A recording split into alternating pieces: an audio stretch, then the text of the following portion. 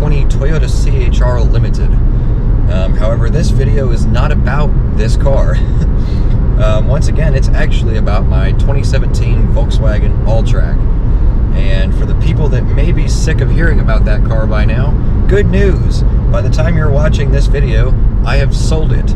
Well, I've actually traded it in on a new daily driver, one which I will probably not share on YouTube because frankly it's not that interesting.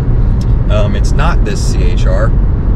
This is my mom's car actually, and there will be a video on this car coming at some point pretty soon, hopefully. But that said, I wanted to do kind of an ownership wrap-up report on the Alltrack, talking about what it was like to own that car for 6 months and 20,000 miles, you know, how much it cost me as far as maintenance, reliability, depreciation, things like that. This video is inspired in part by a channel I came across recently called New England Pete. He did a video driving around in his Golf R talking about his experiences with Volkswagen reliability. And so I wanted to do something similar to that, except about my Alltrack.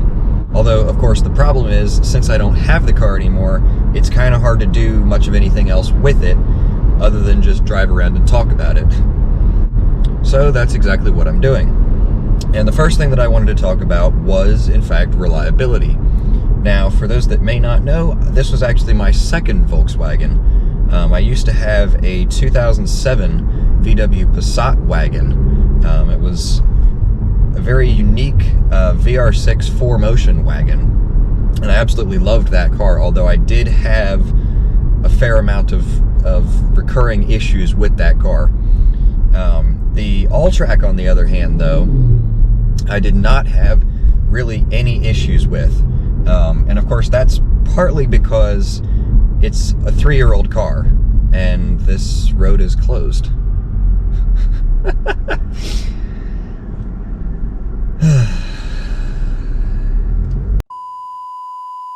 Anyway, like I was saying, because it's only a 3-year-old car, you know, nobody expects to have issues with a 3-year-old car. That said, I did have a few little electronical glitches, but it was nothing really major, and it was nothing that actually required me to spend money to fix anything. One area in which I did have to spend a little bit of money, however, was on routine maintenance. And having owned 3 German cars in the past, I know that they do tend to be a little bit more expensive to maintain than some others. So that said, again, it was not really something that I was surprised by. I was completely expecting, you know, a higher maintenance cost. But I spent, in total, $270 on oil changes over the 6 months, because I had the oil changed 3 times at about 90 bucks a pop. Also, for those that don't know, Volkswagen's dual clutch gearbox requires a fluid change every 40,000 miles. And when I bought the car, it was right at one of the 40,000 mile intervals. So naturally, I was on the hook for that DSG service, which was about $400. Of course, there is also an elevated, above average fuel cost for having done 20,000 miles, well, 18,000 miles in 6 months. Over those 18,000 miles, I averaged about 320 miles per full tank, meaning that I filled up somewhere around 56 times.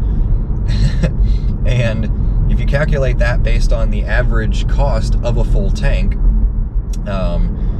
which I'm doing at about $30 because gas prices actually fluctuated so much in the time that I had the car that it was anywhere between $27 and $35.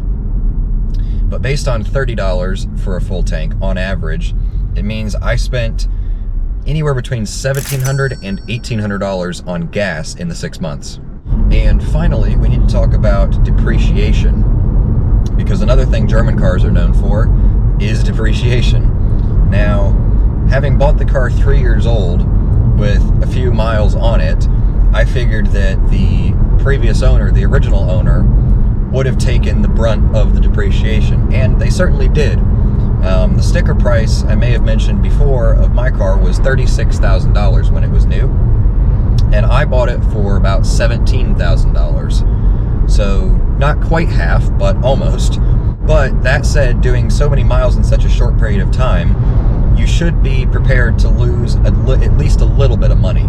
And I certainly did. Like I said, I bought the car for about $17,000, and trading it in on my new daily driver, I got $13,500 for it. And now, I know that I could have made a lot more by selling it myself, but it was just easier to just trade it in and take what they were going to give me. So, if you add up the money that I lost on depreciation with the money that I spent on fuel and maintenance, it cost me about $5,900, or just shy of $6 grand, to run the Alltrack for 6 months and 20,000 miles. Ouch. Of course, I have no regrets, however, about buying the Alltrack. In fact, the only regret I do have is I wish I could have kept it a little bit longer. But situations change, things happen, and it was just time to move on from that car sooner than I thought it would be. If you enjoyed this video, or you feel my pain, give it a thumbs up, or leave a comment down below if you have an Alltrack or any other Volkswagen. I always enjoy meeting other Volkswagen owners, even though I don't have one anymore. Or consider subscribing, because I have plenty more content coming with this car and others.